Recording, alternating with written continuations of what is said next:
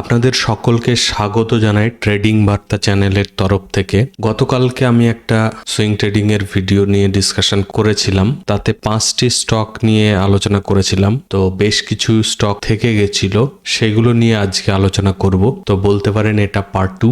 আর এই সমস্ত স্টকগুলো মানে কালকের ভিডিওর প্লাস আজকের সমস্ত স্টকগুলির মধ্যে যেগুলো আপনাদের ভালো লাগবে মানডেতে, যেগুলো দেখবেন যে ভালো গ্রিন ক্যান্ডেল বানাচ্ছে বা ক্লোজিং বেসিসে এন্ট্রি করতে পারেন। তো চলুন শুরু করে আজকের ডিসকাশন। আমার ওয়াচ লিস্ট থেকে আজকের যে ফার্স্টের স্টক সেটা হচ্ছে এক্সিস ব্যাংক। এক্সিস ব্যাংকে রিসেন্টলি ব্রেকআউট করেছে, এখানে একটা দেখতে পাচ্ছেন গ্যাপও আছে। তো গ্যাপ এখনো ফিল আপ হয়নি, মেবি এমনও হতে পারে যে গ্যাপ ফিল করে আবার একটা রিট্রেসমেন্ট নিয়ে দেন উপরে যাবে, সেটাও হতে পারে। এটাও হতে পারে যে গ্যাপ ফিল করার পরে নিচে না এসে কন্টিনিউ পরেই যেতে থাকলো। তো সেই ক্ষেত্রে কি করবেন আপনারা? এখন যেমন এক্সিস ব্যাংকের কারেন্ট প্রাইস চলছে 1217, আপনারা 50% কোয়ান্টিটি এখন নিয়ে নিতে পারেন। আর যদি রিট্রেসমেন্ট নেয় এই রেড লেভেলটা পর্যন্ত, মানে 1200-র মধ্যে, 1200-র নিচে নামলে আর অ্যাভারেজিং করার দরকার নেই। 1200-র উপরে থেকে যদি আবার আপ মুভ যেতে শুরু করে তখন বাকি 50% কোয়ান্টিটি অ্যাড করতে পারেন। আর ধরুন এরকম হলো যে 50% কোয়ান্টিটি নেওয়ার পরে উপরেই চলে গেল, তো আর কোয়ান্টিটি অ্যাড না করে আপনি টার্গেটের জন্য ওয়েট করবেন। তো টার্গেট কি থাকবে? এই যে রেসিস্টেন্স জোন আছে একটা, এটা পর্যন্ত টার্গেট রাখা যেতে পারে, এই 1317 পর্যন্ত।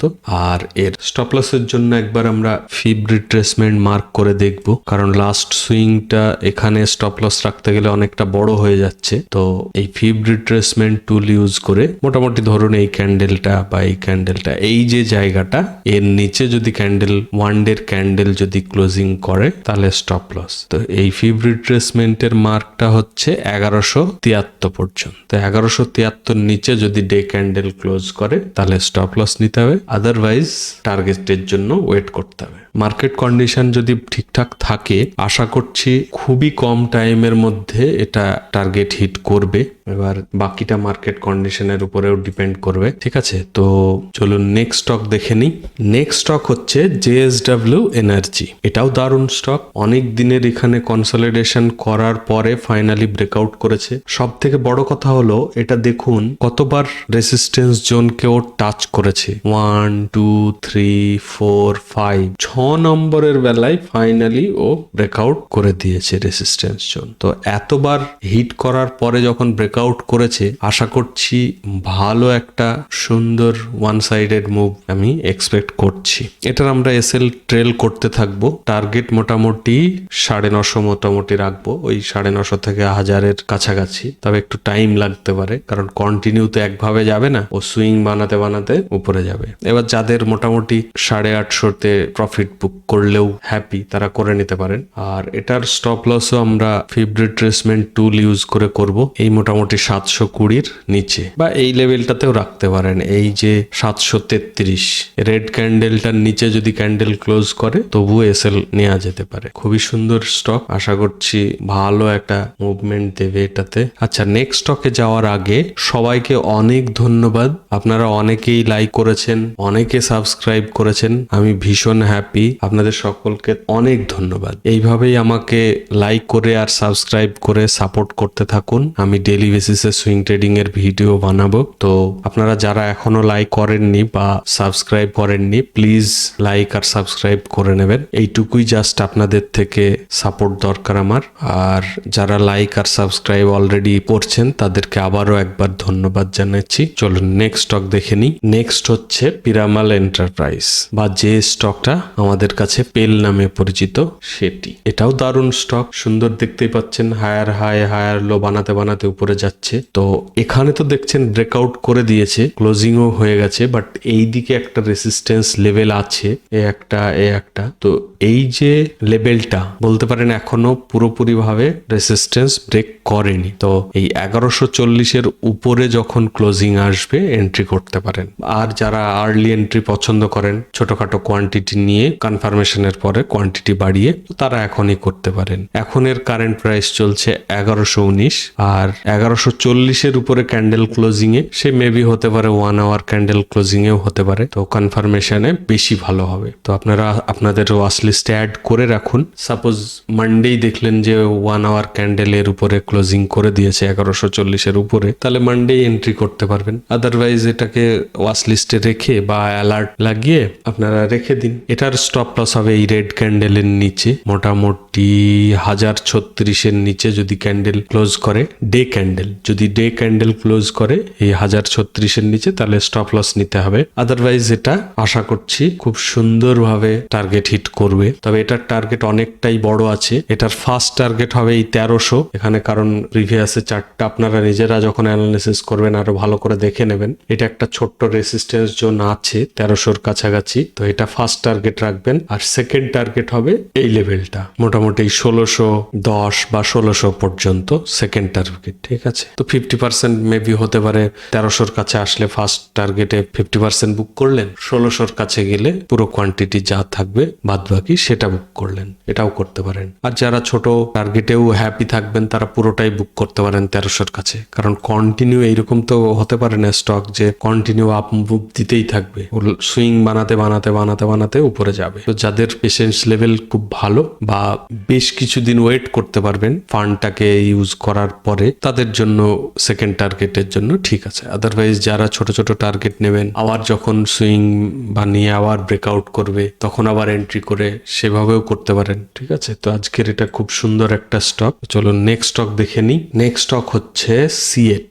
এই স্টকটা কিন্তু একটু বেশি ভোলাটাইল বলতে পারেন, বা আপ ডাউন করে ও আপ মুভ দিচ্ছে, তো এটাতে একটু কম কোয়ান্টিটি রাখতেই বলবো আমি। আর যারা ভোলাটাইলেও যথেষ্ট পেশেন্স রেখে কাজ করতে পারবেন তারা ইচ্ছে মতো ঠিকঠাক কোয়ান্টিটি নিতে পারেন। তবে বলবো প্রত্যেকটা স্টক নিজেরা আগে অ্যানালিসিস করে দেখবেন। আপনাদের এমন নয় যে সবগুলোতেই এন্ট্রি করতে হবে। প্রত্যেকটা স্টক আমি কালকেও একটা ভিডিও বানিয়েছি, তো সেগুলোও দেখবেন, আজকেরটাও দেখবেন, প্লাস আমি সানডেতেও একটা ট্রাই করব, একটা আরো কিছু হয়তো থেকে যাবে স্টক, তো সানডেতেও আমি একটা ভিডিও নিয়ে আসার চেষ্টা করব, তো আপনারা সেটাও দেখবেন। মানডের জন্য এই সমস্ত স্টকগুলোকে আপনারা নিজেদের মতো করে অ্যানালিসিস করে দেখবেন, যেটা যেটা সুইটেবল মনে হবে, বা মানডে দেখলেন যেটা যেটা ওর উপরে ব্রেকআউট করে ক্যান্ডেল ক্লোজ করছে, ভালো গ্রিন ক্যান্ডেল বানাচ্ছে, ঠিকঠাক ভলিউমও হাই আছে, তো সেই সমস্ত গুলোতে এন্ট্রি করতে পারেন। বা মানডে যেগুলো করলো না টিউসডেতে বা তারপরে,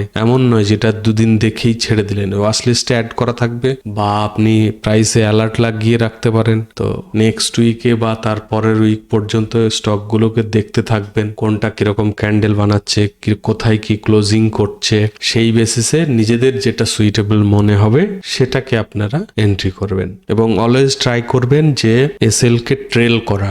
সে মেবি হতে পারে ক্যান্ডেল টু ক্যান্ডেল বা ইএমএ বেস বা সুইং বেসড। ঠিক আছে, তো আপনারা নিজেদের মতো করে একটু দেখে নেবেন। তো এটা যেটা বলছিলাম যে এখানে ব্রেকআউট করে দিয়েছে, বাট ব্রেকআউট করলেও একটা এখানে ছোট্ট হাই থেকে গেছে, তো এটাকে অ্যাভয়েড করলেও অসুবিধার কিছু নেই। এখানে ছোট্ট একটা ডাব্লিউ প্যাটার্ন মতো বানিয়েও ব্রেকআউট করেছে বা করছে, সেই মতো আপনারা দেখে নেবেন। এখানেও অনেকবার রেসিস্টেন্স ফেস করেছে, তো এই লেভেলটা বলতে পারেন ব্রেকআউট করে দিয়েছে। এখানে একটা ছোট্ট থেকে গেছে, আশা করছি মানডে এটা ব্রেকআউট করে দেবে। তো এটার এখন প্রাইস চলছে 3002 টাকা মতো, তো এর আশেপাশেই এন্ট্রি করা যেতে পারে। আর এর স্টপ লস থাকবে এই 2830 মতো এর নিচে। এটা স্টপ লস মার্ক করে এগোতে হবে। ঠিক আছে, তো চলুন নেক্সট স্টক দেখে নিই। নেক্সট স্টক হচ্ছে কল্যাণ জুয়েলার্স। এটাও দারুণ স্টক, দেখতেই পাচ্ছেন খুব সুন্দরভাবে হায়ার হাই হায়ার লো বানাতে বানাতে উপরে যেতেই থাকছে, কন্টিনিউ একটা ওয়ান সাইডেড ট্রেন্ড নিয়ে চলছে। তো এই সমস্ত স্টকে নিশ্চিন্তে এন্ট্রি করা যেতে পারে। এখন এর কারেন্ট প্রাইস চলছে 716, আর এর স্টপ লস থাকবে এই রেড লেভেলটার নিচে 630-এর নিচে। যদি ডে ক্যান্ডেল ক্লোজ করে তাহলে স্টপ লস নিতে হবে, আদারওয়াইজ এটা সুন্দরভাবে ওয়ান সাইডেড মুভ দেওয়ার মতো একটা স্টক, তো এন্ট্রি করা যেতেই পারে। ভলিউমটাও দারুণ এসছে, দেখতেই পাচ্ছেন, হিউজ একটা ভলিউম, খুব সুন্দর মুভমেন্ট এক্সপেক্ট করছি এটা থেকে।